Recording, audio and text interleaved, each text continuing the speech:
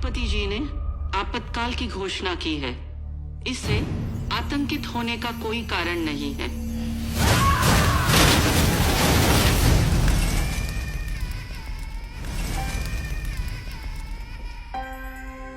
मेरे साथ जो उस समय विधायक थे श्री अनूप सिंह जी मरावी, जो आदिवासी नेता थे, वो और उनके साथ और 13 लोग और ऐसे मैं मिला के ऐसे 15 लोगों ने उस समय आंदोलन किया था जबलपुर के रांझी क्षेत्र में। और वहाँ जब हम लोग नारे लगाते हुए आपातकाल के विरोध में बाज़ार में जब जा रहे थे तो लोगों को बड़ा कौतुक हुआ कि ये कौन लोग हैं जो इंदिरा गांधी मुर्दाबाद, आपातकाल हटाओ ऐसे नारे लगाते हुए जा रहे हैं। तो थोड़ी देर बाद पुलिस ने हम सब लोगों को गिरफ्तार कर लिया और रांझी थाने में ले जाकर बंद कर दिया। वहाँ रात भर हम लोगों को रांझी थाने में रखा गया और दूसरे दिन जबलपुर जेल ले जाकर बंद कर दिया गया। जबलपुर से 30 किलोमीटर दूर मेरा गांव है। तो भूमिगत रहने के दौरान यहाँ वहाँ छुपना पड़ता था। तो एक दिन मैं अपने गांव रात के अंधेरे में गया। जब दिन अस्त हो गया और जब अंधेरा हो गया तब मैं बरेला, जो हमारे यहाँ से 10 किलोमीटर दूर है, वहाँ से पैदल अपने गांव के लिए गया। और जब रात हो गई तब मैं गांव पहुंचा घर। पता नहीं कैसे हमारे गांव के जो कांग्रेसी थे उनको भनक लग गई और उन्होंने जो बरेला थाना है उसमें सूचना दे दी।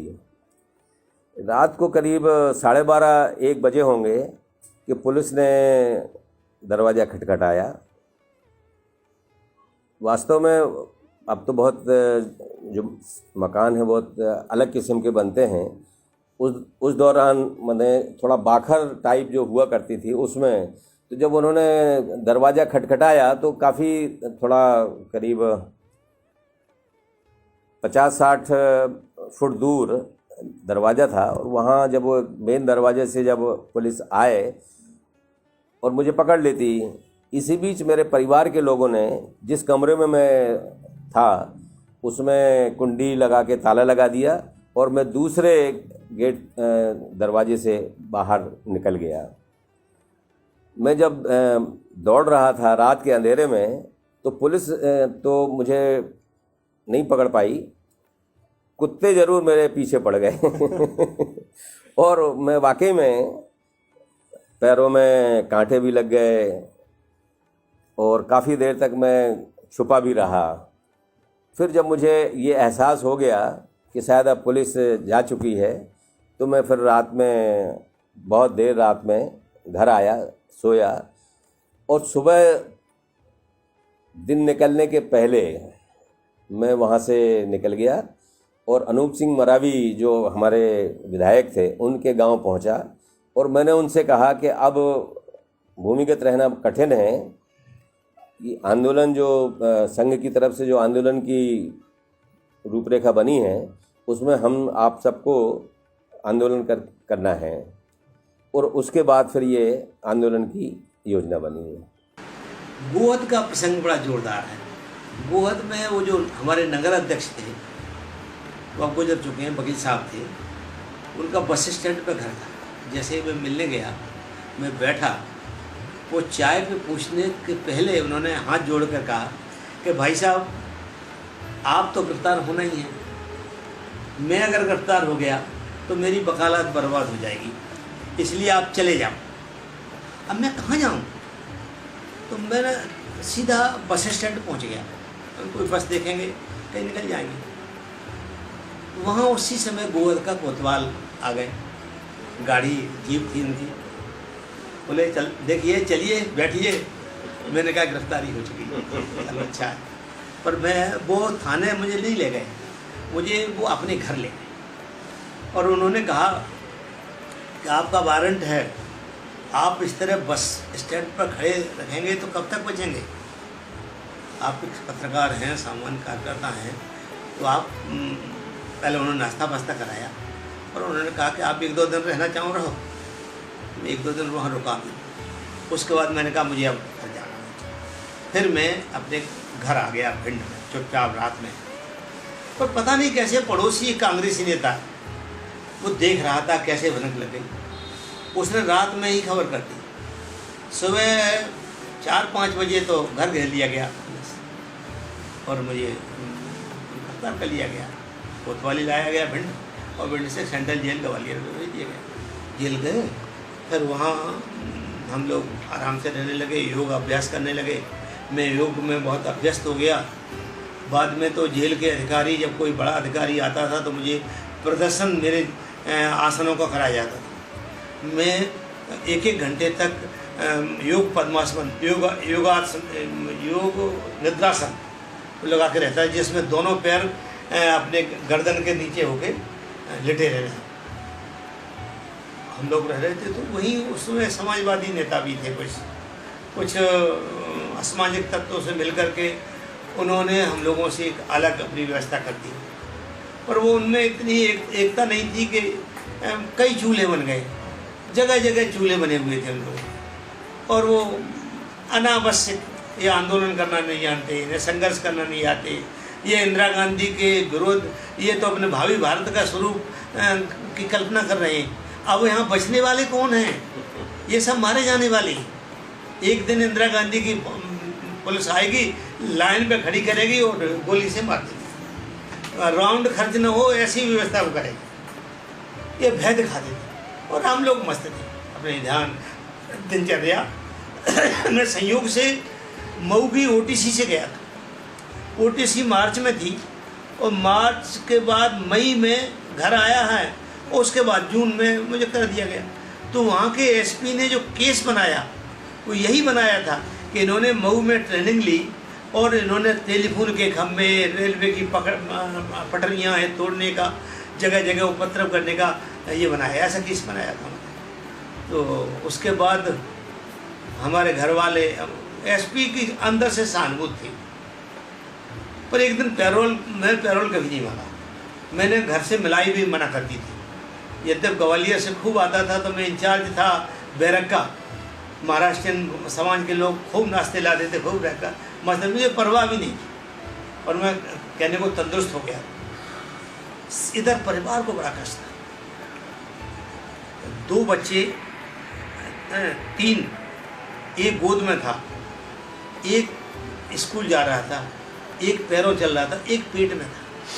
जैसे श्रीमती जी की बड़ी बुरी हालत थी। तो उन दिनों रिहाई का चल रहा था, 20 सूत्री की रिहाई, 20 सूत्री का जो समर्थन कर दे उसको रिहा कर दे। और हम लोग जो जेल में बंद थे, जिसका रिहाई आती थी, हम लोग उसे घृणा के दृष्टि देखते थे। हमारे जो नेता थे उस समय के, खाद्य मंत्री थे यशवंत सिंह कुशवाहा, राजमाता के भी सेक्रेटरी थे, राजनीतिक सलाहकार थे, सांसद थे। उन्होंने एक चिट्ठी लिखी कि आप 20 सूत्री का समर्थन कर दीजिए। वो कांग्रेस में चले गए थे, पाला बदल। मैं कोई शब्द नहीं बोले। उनमें 20 सूत्री में सब अच्छे सूत्र हैं, भले ही हो, पर उसके एवज में अगर रिहाई है तो मैं तैयार नहीं। और एक दिन ये संयोग से वो रिहाई का आ गया। मेरे काटो तो खून नहीं, मैंने तो 20 सूत्री का समर्थन किया नहीं है, रिहाई कहाँ से आ गई। मैं वारंट ऑफिस गया तो उन्होंने कहा कि आपको 2 दिन का पैरोल दिया। तो सांस में सांस आई। फिर मैं पैरोल लिए गया, एसपी कलेक्टर से भी मिला, उन्हें माफ़ी मांगी। फिर मैं दोबारा वापस हो। घर वालों को भी तसल्ली हुई कि मेरी तंदुरुस्त हुए थे, योगासन वगैरह करते थे, नियमित रहते थे। यहाँ तो भाग दौड़ थी, तंदुरुस्त भी हो गया था, तो सबको संतोष हुआ। फिर इस बीच यशवंत सिंह कुशवाहा ने हमारे परिवार को घर से निकाल दिया। वो चूँकि राजमाता जी का मकान था, वो उन्होंने अपना प्रबंध समझ के निकाल दिया। तो श्रीमती जी गांव पहुंच गई, तो गांव में बड़े कष्टों में रही। तो सच बता दें कि जेल मेरी नहीं थी, मैं तो आराम से रह रहा था, मेरे परिवार की जेल थी। उस समय संघ ने कुछ व्यवस्थाएं की थी हर एक मीसाबंदी के परिवार। हमारी श्रीमती जी ने कहा मैं कोई आपसे मदद नहीं लूँगी, हम आराम से रहेंगे। और मैंने कह दिया था कि मिलाई को नहीं आना है, तो कोई मिलने नहीं आया, कोई नाश्ता देने नहीं आया। और इस तरह से मस्ती से ये लोग इमरजेंसी 19 महीने की कहते हैं, 20.5 महीने मुझे जेल में रहना पड़ा और 12 दिन भूमिगत का और मान लो तो 21 महीने की इमरजेंसी थी। 19 महीना तो जिस दिन चुनाव की घोषणा हुई है उससे लोग गिनते हैं, इमरजेंसी हटी है 21 महीने बाद। तो ये जो मिथक बना हुआ है कि 19 महीने की आपातकाल, 19 महीने 21 महीने का आपातकाल। उन दिनों ये जो संगम टॉकीज के ऊपर ब्रिज बना हुआ है उसका उद्घाटन हुआ था, तो उस उद्घाटन समारोह में इमरजेंसी के खिलाफ नारे लगाना और पर्चे बांटने का काम हमको दिया और हमको ये बताया था कि आप यहाँ भोपाल आ जाएं और ये शाम को जिस वक्त उसका उद्घाटन होगा, प्रकाश चंद्र सेठी जी उस समय मुख्यमंत्री थे, वो करने वाले। तो 2 लड़के और थे जो हमको भोपाल में मिलेंगे ऐसा हमको बताया था। तो वो ये तय हुआ था कि शाम को 6 साढ़े 6 बजे जहाँ से ब्रिज स्टार्ट होता है वहाँ पे वो हमको मिल जाएंगे। हमको पर्चे मिल गए थे और हम चारों लोग आपस में मिले और एंट्री हमने कर दी, जबकि वहाँ सिस्टम ये था कि वो पास देख देख के जाने दे रहे थे। तो ये चीज़ हमको मालूम नहीं थी और जिन्होंने ये ऑर्गेनाइज किया था उनको भी पता नहीं, ध्यान में नहीं होगी, तब इतना मेटिकुलसली चीज़ें नहीं हुआ करती थी, कहने पे लोग विश्वास किया करते। पर अब हम ऐसी सिचुएशन में फंस गए और पुलिस वाले खड़े थे, बहुत से लोग आ जा रहे थे, तो हम 2 3 4 अलग अलग होके एक दूसरे की किसी की आड़ में निकल गए। तो पुलिस ने हमको चेक नहीं किया, फिर जाके हम वहाँ बैठ गए। जब वो भाषण उन्होंने चालू किया अपना वो ब्रिज के उद्घाटन का, तो हम लोग खड़े हो गए, हमने इमरजेंसी के खिलाफ नारे लगाए, पर्चे बांटे। तो उन लोगों को समझ में आया कि कुछ तो गड़बड़ हो रहा है। अचानक पुलिस वाले दौड़े तो फिर हम लोगों ने और नारे लगाए। तो इसके बाद मुश्किल से 3-4 मिनट में पुलिस वालों ने हमको पकड़ लिया। हम तो अरेस्ट होने ही गए थे, तो भागने का कोई प्रश्न नहीं था। तो उन लोगों ने हमको पकड़ लिया और एक वैन में ठूस के हमको मंगलवारा थाना ले गया। रात भर वहाँ उन्होंने हमको रखा, काफ़ी पूछताछ की, पर इट वाज ऑल सेट कि भाई हम इमरजेंसी के खिलाफ ये आंदोलन कर रहे हैं। तो बोले कौन आपका लीडर है, किसने आपको उकसाया? तो हम लोगों ने ये कहा कि भाई उकसाने का क्या प्रश्न है, भाई हमारी भी अपनी बुद्धि है, ऐसा थोड़ी है कि किसी ने कह दिया तो हमने कर दिया। हमको जो उचित लगा वही किया है। वैसे जो ये भी हमको बता दिया गया था कि अगर ऐसी सब सिचुएशन आए तो कौन आपका लीडर है, कुछ नाम बताना पड़ेगा। तो सूर्यकांत केरकर एक प्रचारक थे सर, उनका नाम बताने की बात थी। जब चारों से अलग अलग पूछताछ में एक ही नाम मिला तो उनको भी लगा कि हाँ कुछ ऐसे ही चल रहा है। इसके बाद उन्होंने हमको रात भर काफ़ी टॉर्चर किया। टॉर्चर थोड़ा मेंटल ही किया, मतलब फिजिकल नहीं किया, पर हाँ मेंटल टॉर्चर इतना किया कि वो रूह कांप जाती थी, क्या करने वाले हैं, पता नहीं क्या होने वाला है। गाली गलौज जो पुलिसिया हिसाब किताब रहता है उन्होंने। फिर दूसरे दिन शाम को उनको जेल में भेज दिया, भोपाल सेंट्रल जेल में भेज दिया। ऐसा है, अब एक जगह तो मीटिंग कर नहीं सकते, तो हम लोग आपस में कहाँ कहाँ रहते हैं। 7-8 व्यक्ति जो थे रहते थे अलग अलग, पर ये सातों जानते नहीं थे कि रहते कहाँ हैं लोग, क्योंकि हाँ एक दूसरे को नहीं जानते थे कि कहाँ रहते हैं। रखने वाले एक दूसरे व्यक्ति थे जो सब जगह अलग अलग रख देते थे। और वो एक दुकानदार थे, दुकान पर रहते थे प्रचारक ही, पर दुकानदार बन गए थे उस समय, है कि नहीं। जेव जी थे, तो जयराम जी थे प्रचारक के, वही से व्यवस्था करते थे। सिंधी दुकान पर रहते थे और को हमारा भोजन का कहाँ से आएगा, कहाँ कहाँ रहना है, सबको व्यवस्था कर दी। तो हम लोग घूम रहे हैं तो मिलेंगे कैसे, तो तय किए ऐसा कि भोपाल जो बस स्टैंड है, नादरा बस स्टैंड, वहीं पर आएंगे और एक एक सब में लाइन लग जाएंगे टिकट कटाने का। और जब देखेंगे सबको जब आ गए तब कहेंगे यार चलो जा चाय पी लेते हैं, चाय पी लेते हैं। चाय पीते पीते बहनते वो छोला रोड में बढ़ते चले गए और मीटिंग करते, गप करते करते मीटिंग हो जाती थी हमारी। उसी समय बहुत काम करने पड़ते थे, अंडरग्राउंड में शाखा के भी काम करना है। तो संघ के अब शस्त्र पूजन आ गया। अब शस्त्र पूजन के दिन हम क्या करेंगे, कैसे पूजन करें, तो गुरु पूजन के दिन क्या करें, इसी भी खाका खींचते थे। तो हुआ कि भोपाल के सारे व्यक्ति जो है टीका लगाकर अपना स्वयंसेवक बीच में आएगा बिरला मंदिर में, एक पुजारी की जगह पर बैठ कर गिनती करते रहेंगे। जो बाहर से ही चंदे लगा कर आएंगे, गिन लेना कि अपना व्यक्ति है। तो उस दिन गुरु पूजन के दिन ऐसा ही पूजन कर डाले। शस्त्र पूजन हुआ तो जगह जगह जहाँ जहाँ नगर थे सब जगह के सत्यनारायण भगवान की पूजा करना, घर में किया जा सकता है, और वहीं शस्त्र बांध देना और वहीं प्रार्थना कर लेना। ऐसा करके संघ का भी काम करते रहते थे। जोड़ना तो जरूरी था सबको, इससे जागृति बहुत अच्छी रही। चारों जगह उसी लिए आपातकाल समाप्त हुआ तो सब व्यक्ति भीतर ही भीतर लग गए और हरा ही दिए। ऐसा रहा, बाकी तो जेल में तो आनंद था ही। हमने न्यू मार्केट के कुछ स्थानों पे पोस्टर चिपकाए हमारी टीम ने, हम भी उसमें शामिल थे, और जगह चिपकाने के कारण पुलिस में हलचल मची, कौन चिपका रहा है कौन चिपका रहा है। तो हमने घोषणा की कि हम पुलिस थाने पे पोस्टर चिपकाएंगे। और फिर पिछवाड़े कमला नेहरू स्कूल है, उसके पिछवाड़े से हम लोग कूद करके पोस्टर चिपकाने के लिए पुलिस थाने के पीछे पहुंचे, और पुलिस वालों की थाने में मौजूदगी होने के बावजूद उसकी दीवारों पे पोस्टर चिपका करके भाग गए। बड़ी कार्रवाई हुई, बड़ा हलचल मच गया, अरे बताओ नाक के नीचे ही कर गए, और सब ये बड़ा उस समय हुआ। पर उसके साथ पुलिस हम लोगों के पास में जानकारी लेने जुट गई, कौन कौन संघ में सक्रिय है, क्या है ये। हर समय देश में देशभक्तों के साथ में कुछ गद्दार भी रहते हैं। कुछ लोगों ने हमारे बारे में, जो अन्य विचारों के थे या जो भी लोग थे, उनकी चर्चा अभी प्रासंगिक नहीं है, उन लोगों ने हम लोगों के बारे में जानकारी दी। 2-3 माह हम लोग सक्रिय रहे। भीमबेटका में हमारी गुप्त बैठकें होती थी, जंगल में होती थी, मंदिरों में होती थी।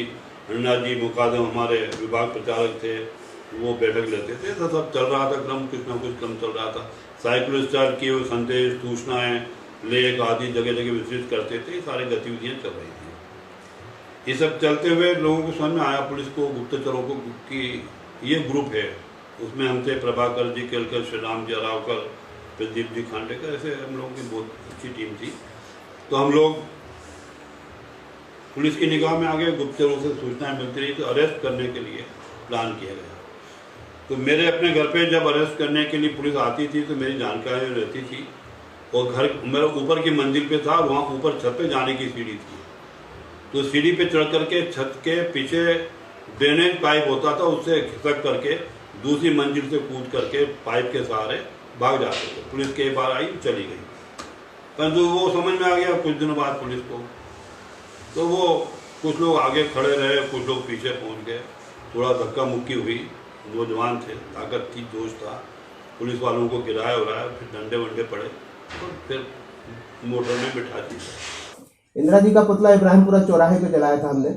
उस समय शहर में जो है इमरजेंसी लागू हुई थी, इतनी ज़्यादा लोगों को मालूमात नहीं थी। तो हम लोगों ने, कुछ लोगों ने मिलकर चुपचाप लगभग 12 बजे दिन के, उस समय नया भोपाल इतना एस्टेब्लिश नहीं हुआ था, पुराने भोपाल ही महत्व का था। और वहाँ 2 चौराहे जो थे वो पॉलिटिकल और सामाजिक गतिविधियों के मेन केंद्र हुआ करते थे। पीरगेट चौराहा और दूसरा इब्राहिमपुरा चौराहा। तो इब्राहिमपुरा चौराहे पे हमने इंदिरा जी का पुतला जलाने के लिए ला के रखा ही था। चुपचाप हम लोग 8-10 लोग एक कोने से निकलकर, जैसे कि हमारी योजना थी, अलग अलग कोनों से निकलकर एकदम से चौराहे पे आए और इंदिरा जी का पुतला निकाला हमने ऑटो से, और उसको खड़ा करके उसमें आग लगाने लगे। वैसे ही पास में कोतवाली थाना पड़ता था, वहाँ से पुलिस वाले आ गए और हम लोगों से इंदिरा जी का पुतला छीन के ले गए और लाठीचार्ज किया। तो हम लोग तो भाग गए जैसे तैसे, लेकिन वो पुतले को ले जाके उन्होंने थाने में बंद कर दिया। तो अगले दिन अखबार में खबर भी छपी कि इंदिरा जी को आंदोलनकारियों से छीन कर जेल में बंद, थाने में बंद किया, ऐसा खबर भी छपी। हम लोगों ने उनसे बहुत निवेदन किया कि दे दीजिए, फिर लेकिन हमने फिर दूसरे दिन चुपचाप इंदिरा जी का एक दूसरा छोटा सा पुतला बना के जला दिया था।